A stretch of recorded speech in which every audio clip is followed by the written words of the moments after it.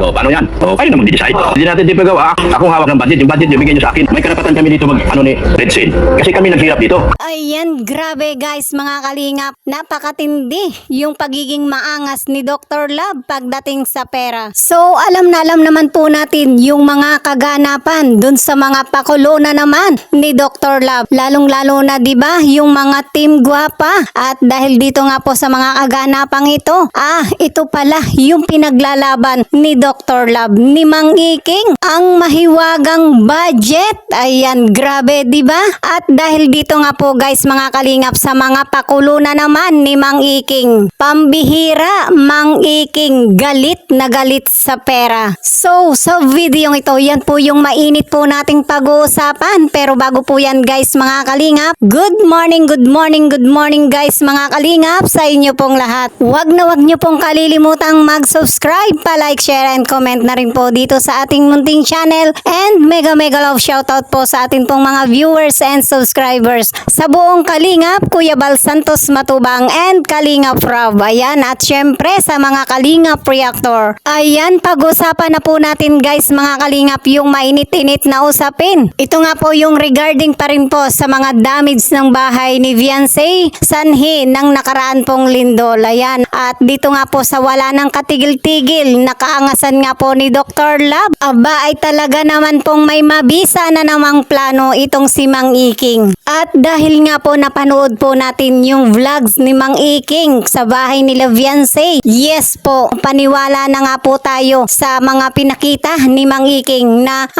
bitak-bitak yung bahay nila Viancy. Hindi po biak-biak. Ayan, grabe. Para sa pagtutuwid po ng ating kaalaman, di ba? Di ba po, Mang Iking, nagkalitak-litak na yung pader ng bahay nila Viancy? So, grabe nga po yung naging epekto ng lindol sa bahay nila Viancy. Tayo nga po ay talagang nagugulat din. Nag-aalala dahil matindi rin po yung damage ng pader ng bahay nila Viancy. Kasi nga baka nga po ito ay makadisgrasya pa. Dahil po diyan ay alam naman po natin na may magandang plano si Kuya Bal. Ito nga po yung magandang offer, magandang concern ni Kuya Bal sa pamilyang Batalero, di ba? Ito nga po yun, kung talagang bitak-bitak, delikado na yung bahay. Bakit hindi nga po lisanin, iwanan na yung bahay nga po. At syempre, ayon nga po kay Kuya Bal, siya na nga po yung bahalang magligpit-ligpit kung ito nga po ay inyo pong iiwan, di ba?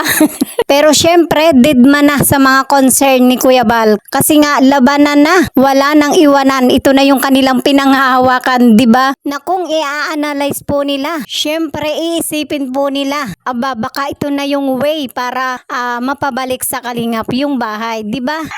Mahirap na. Gets nyo ba guys mga Kalingap? So dahil nga po may magandang plano si Kuya Bal sa pagiging concern nga po sa pamilyang Batalero, nitong nakaraan, dahil nga po sa mga nangyaring lindol, syempre hindi rin po pahuhuli si Mang Iking. Dahil nga po hindi po umalis nilisan ng pamilyang Batalero ang nagkalitak-litak po nilang bahay dahil po sa lindol. Ano nga po ba yung plano ni Mang Iking? Ano na naman yung paangas ni Mang Iking? Panoorin po natin ito guys mga Kalingap. Delikado na itong bahay na ito. Yung kay Viancy kwarto, hindi naman naapektuhan. Hindi, bumiyak dito. Bumiyak yung kasi nagawa ng panibago. Yan talagang doon Pag-ibaan, no? Ipag-iba na natin to. Ano bang gagawin natin, Grabe.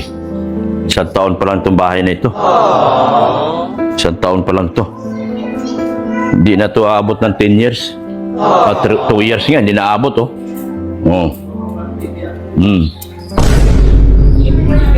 Sos, Barosep, Santisiyam. Ako ang nagpagawa niyan Sigurado yan.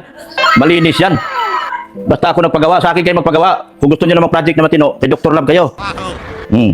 Simbahan yan. Napaganda ko nga simbahan. Pero yan, ginuhit lang ni Botsog. Yan.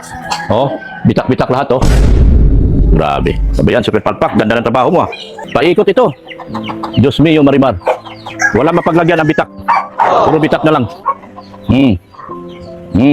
Wala kami, hindi kami manurong manira, Kailangan namin gawin to dahil iparating namin sa sponsor dahil sila ang kapagpagawa nito. Kung ano man. O pwede rin kayo magtulong-tulong na. Sponsor at kayo. Pero ako maghawak ng sa sponsor. Ako na maghawak yung pag may sponsor magpagawa nito. Ginoo ko, wala na to. Pag minaso mo to, wala na to. Hiwa-hiwalay na ito. Yan parang mapa. Saan yung banda Pilipinas? Saan yung USA? Andito pa, may mapa dito. May mapa na rito. Paano yan? Kayo na mag-decide. Hindi natin di pagawa. Ako hawak ng budget. Yung budget nyo, bigyan nyo sa akin. May karapatan kami dito ni Red Seal. Kasi kami naghirap dito. Hindi kami marunong manira. Kasi kung maninira kami, hindi kami asinso sa paninira. Sa totoo kami.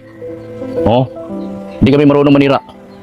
So, ayan guys mga kalingap, grabe, hindi rin po natin lubos maisip kung bakit ganito nga po agad ang nangyari sa bahay nila Viancy. Nakailan lamang po ito ginawa, ganito na nga po yung sinapit. Kung tutuusin po mga kalingap, ay talagang napakatibay pa rin po ng bahay nila Viancy kasi nga yung lakas ng lindol na halos intensity 7, ganito lamang po yung nangyari. So, pasalamat pa rin po tayo at nagkalitak-litak lamang po yung bahay nila Viancy. Samantalang dun po sa ibang lugar na dinaanan din po ng lindol, talagang napakalaki yung pinsala pong sinapit po nila. Talagang gumuho po lahat. So guys mga kalingap, nakakalungkot man pong isipin ang mga pangyayaring ito.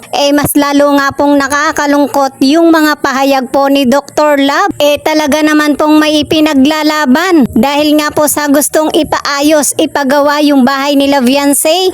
Talaga naman pong gustong panghawakan yung budget para sa pagpapagawa. Saan nga po ba ito manggagaling? Sa klase nga po ng pahayag ni Mang Iking ay talagang diretsahan na. Wala na pong tabi-tabi. Talagang diretsahan na niyang kinakausap yung mga sponsor at syempre na-mention din po yung Team Kalingap na kung kinakailangan pong magtulungan, ipadala na lamang po ng Kalingap ang budget at siya daw po yung maghahawak. Ay talagang galit na galit sa pera itong si Mang Iking at yung mahiwagang budget ay talagang gustong panghawakan. Ay talagang pambihira itong si Mang Iking. Pero ang tanong po natin guys mga kalingap, andyan pa ba ang Team Kalingap para sumuporta sa pagpapagawa nga po ng bahay nila Viancy sanhi ng lindol? Gayong alam naman po natin guys mga kalingap na hindi na beneficiary ng Kalingap ni Kalingap Rob si Viancy. So ano sa palagay nyo po guys mga kalingap, tutulong pa ba ang Team Kalingap tulad ng inaasahan na gustong mangyari ni Mang Iking? Ayan, i-comment nyo lang po yan guys mga kalingap dito po sa ating comment section.